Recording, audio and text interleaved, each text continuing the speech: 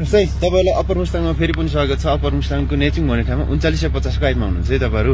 तलबाट आउँदाखेरि तपाईलाई गाह्रो साह्रो केही टाउको दुख्ने केही गाह्रो भएहरु छैन नि हैन। यहाँबाट जान चाहिँ अझै गाह्रो हुन सक्छ के। अब चाहिँ 14 किलोमिटर 46 को हाइटमा पुग्नुहुन्छ तपाईहरु। 46 को हाइटमा पुग्नुहुन्छ। त्यसकारण यहाँ गाह्रो भएको मान्छेले चाहिँ माथि जाँदा अझै गाह्रो हुन सक्छ के। हाइ लाग्ने समस्या हुन्छ, बान्टा हुन्छ, त्यो रिङ्गटा लाग्छ, त्यस्तो हुन्छ के। गाह्रो भएको छ भने चाहिँ यतै बस्नुस्, तपाईहरुले तपाईहरु साथीहरुसँग फर्किन सक्नुहुन्छ है। गाह्रो भएको छैन भने चाहिँ जानुस्।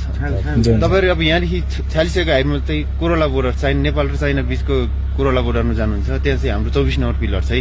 त्यो 24 नम्बर पिलर चाहिँ 10 गज क्षेत्रमा छ। 10 गज क्षेत्र भनेको चाहिँ दुवै तर्फको जमिन जोडिएको जमिनको बीचोबीच स्थानमा चाहिँ हाम्रो 24 नम्बर पिलर छ है।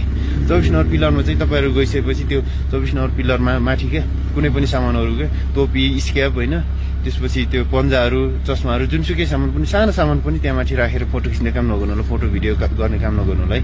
त्यसपछि गइसकेपछि त्यो पिलरलाई अरेस्ट लाएर हैन टेकेर अलि नरम तरिकाले फोटो खिच्ने काम नगरिनु होला है।